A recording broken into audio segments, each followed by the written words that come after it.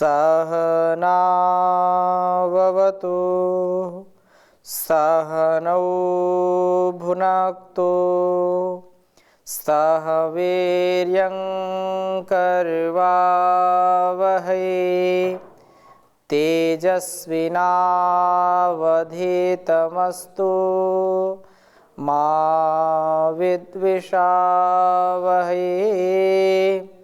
ओम शांति शांति शांति।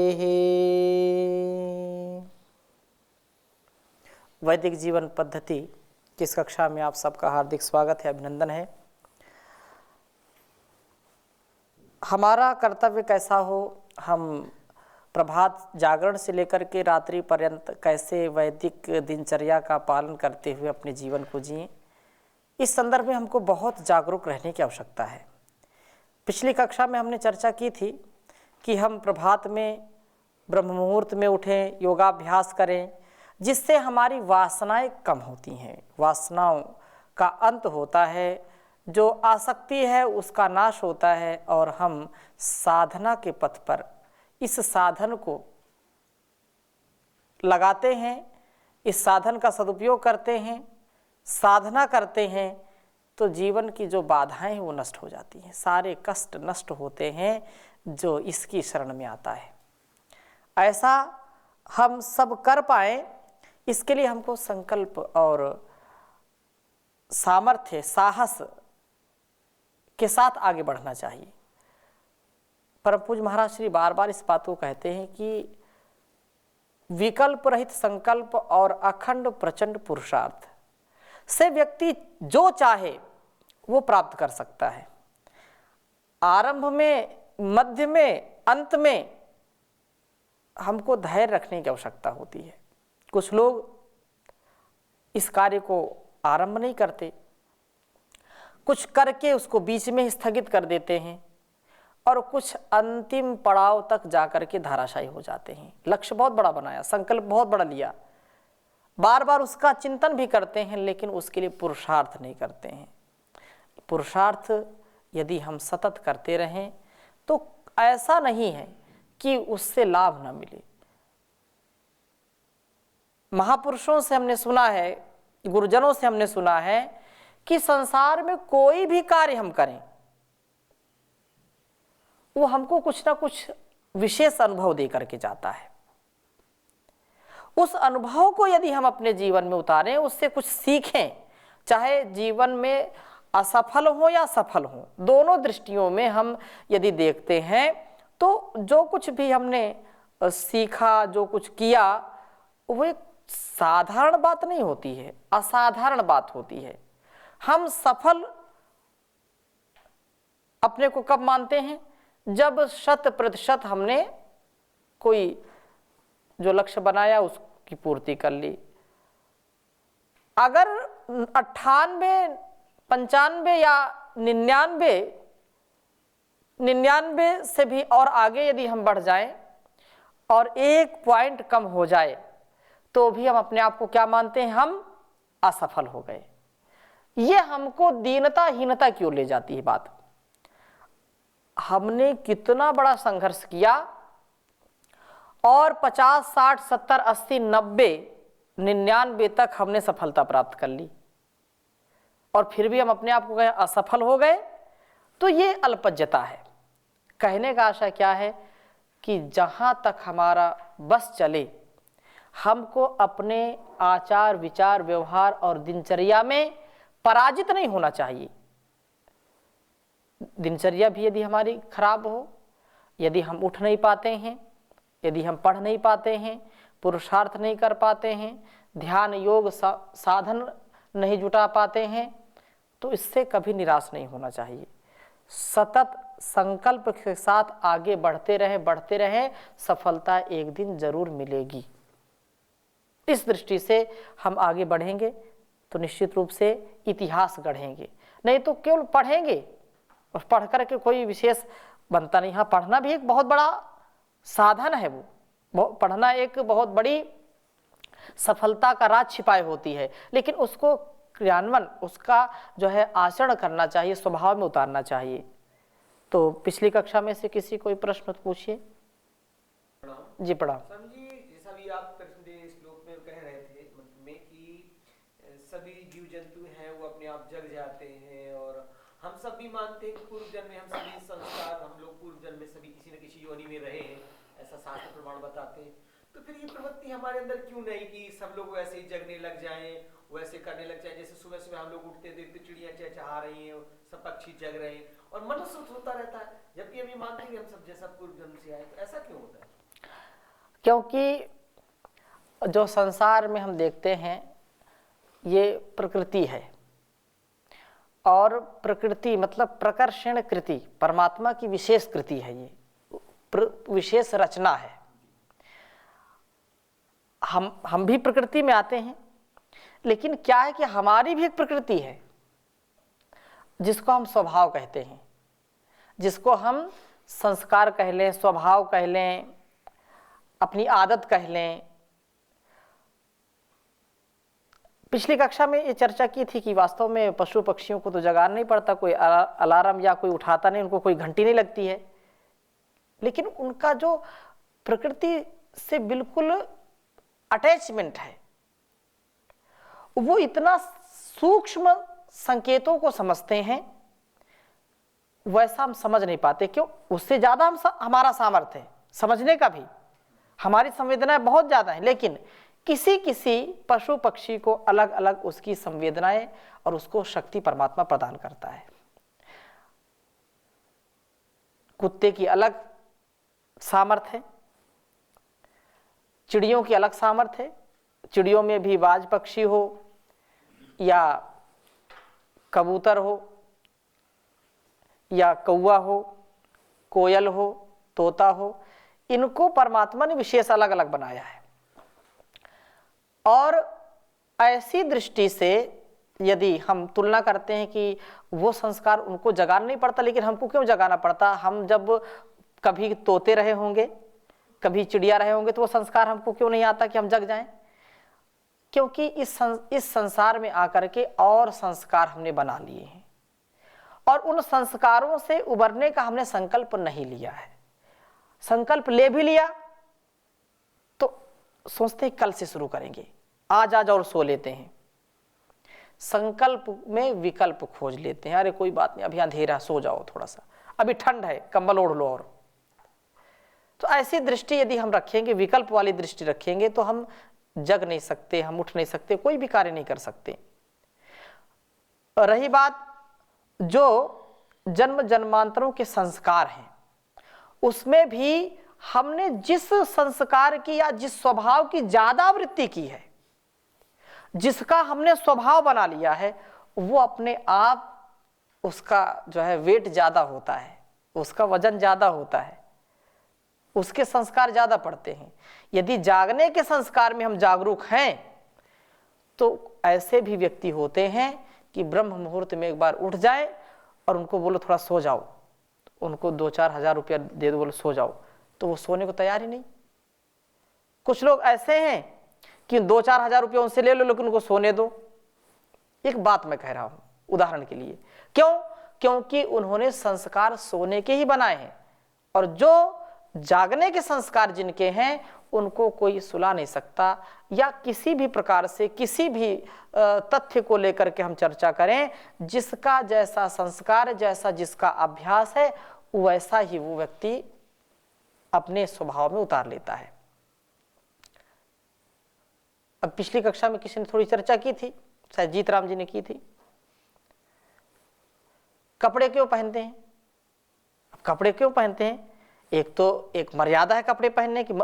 पशु पक्षी तो नहीं पहनते ना, किसी गधे को देखा लंगोटी पहनते हुए नहीं, लेकिन मनुष्य तो पहनता है।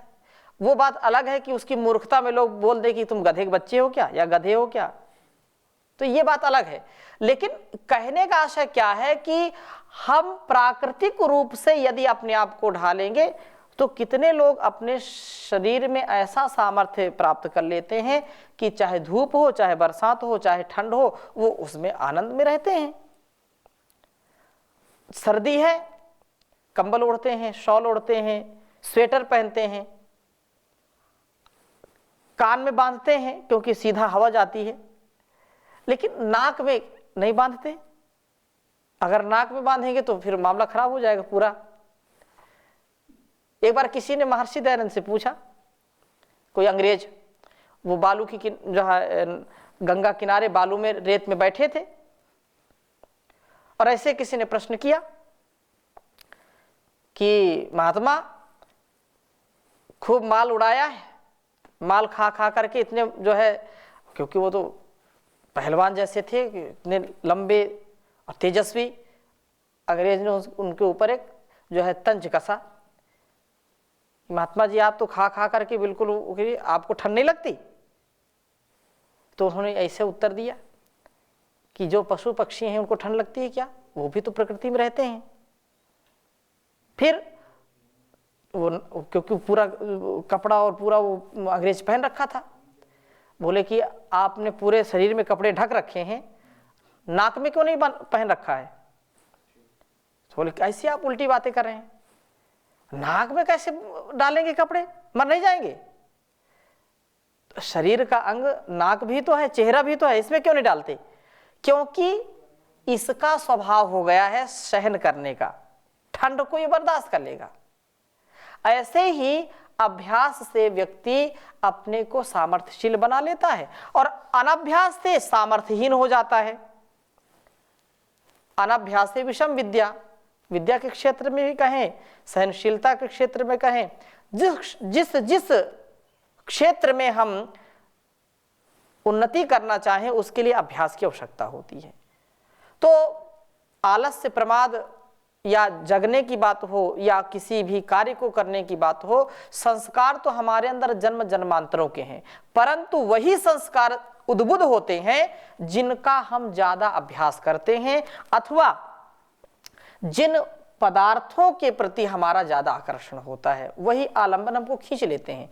कभी कोई भी व्यक्ति ऐसा आपको नहीं मिलेगा कि उसने वह चीज कभी, जैसे यहाँ पर आश्रम है, ऐसा वातावरण है, कभी सपने में भी ऐसी चीज नहीं आती है।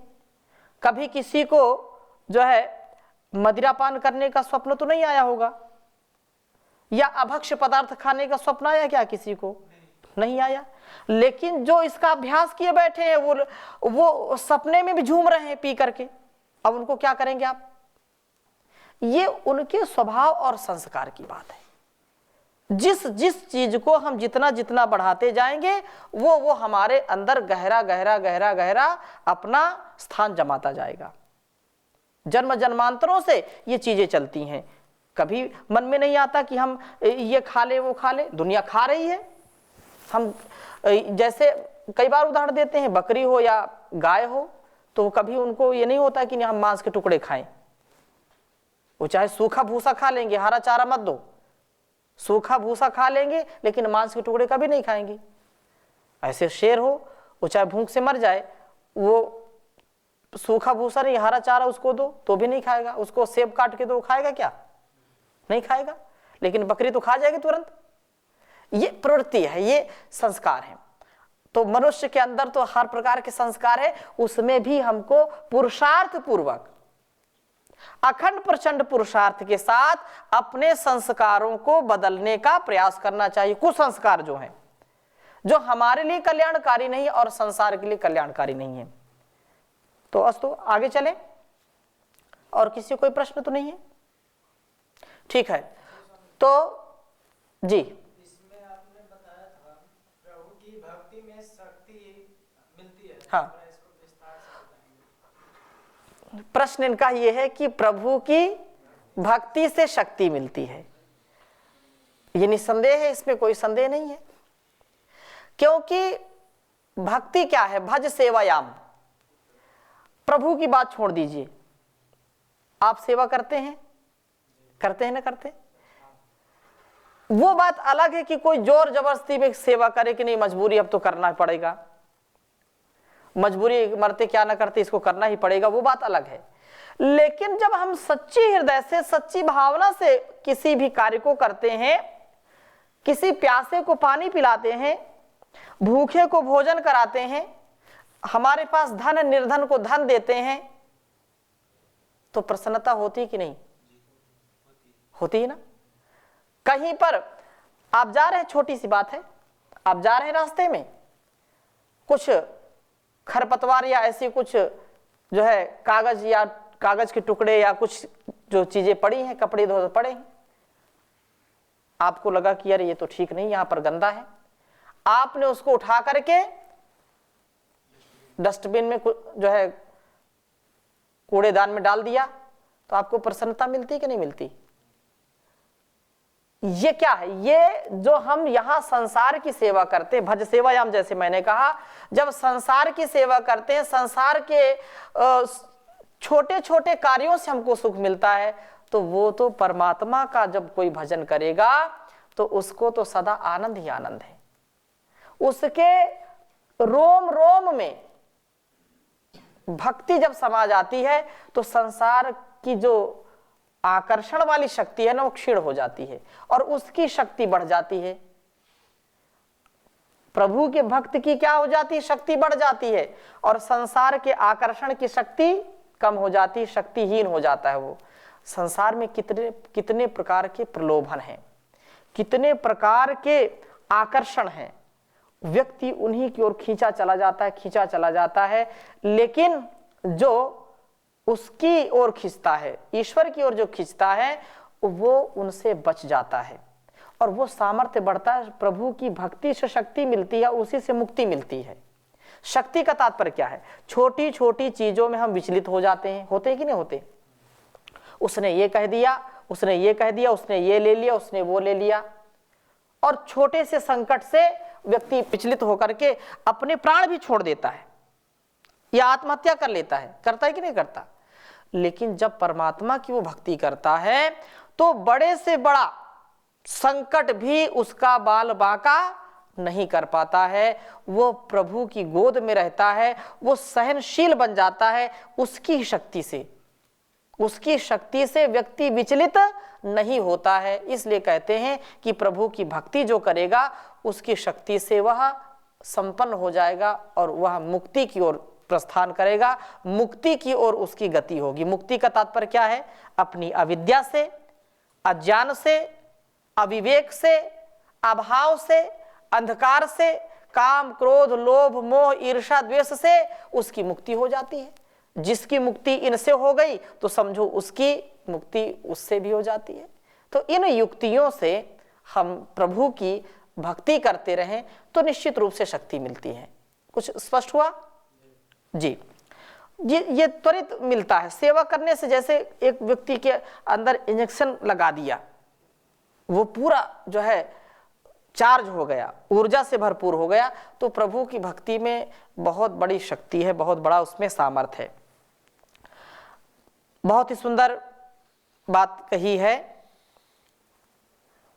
कि हम वासना के जो पहाड़ हैं उनको तोड़ दें, वासना के जाल को काट दें। इसके लिए वेद मंत्र में बहुत ही उत्तमता से एक बात कही कि शरीर में सोम के रक्षण से जहाँ ज्ञानाग्नि दीप्त होती वहाँ शरीर का ओज बढ़ता है, और इस सोम के रक्षण के लिए वासना के जाल को तोड़ना आवश्यक है। यदि हम बल चाहते हैं, शरीर का बल चाहते हैं, आत्मबल चाहते हैं, तो इसको करना पड़ेगा। कहा है कि ओम त्वं दिवो धरुणं धिषा ओजसा पृथिव्या इंद्रद सदनेषु माहिनः त्वं सुतस्ते मदे अरिणा अपो विवृत्रस्य समया पारुष्यारुजः। मैं प्रथम मंडल के 46वें सूक्त के 6ठे मंत्र का वाचन कर रहा हूं और इस सूक्त का ये अंतिम मंत्र है। ओम त्वं दिवो धरुणं धिषा ओजसा पृथिव्या इंद्र सदनेषु माहिनः त्वं सुतस्ते मदे अरिणा अपो विवृत्रस्य समया पारुष्यरुजाः। प्रभु का सुमिरन और उसकी जो प्रेरणा है, उस प्रेरणा से हम इंद्रिय जित बने, हम अपनी इंद्रियों पर पूरा नियंत्रण रखें। इसलिए यहां प्रार्थना की है कि हे इंद्र, हे इति परम ऐश्वर्य, जो ऐश्वर्य का परम रूप है। त्वम तू माहिनः, प्रभु की पूजा वाला बनकर, महपूजायाम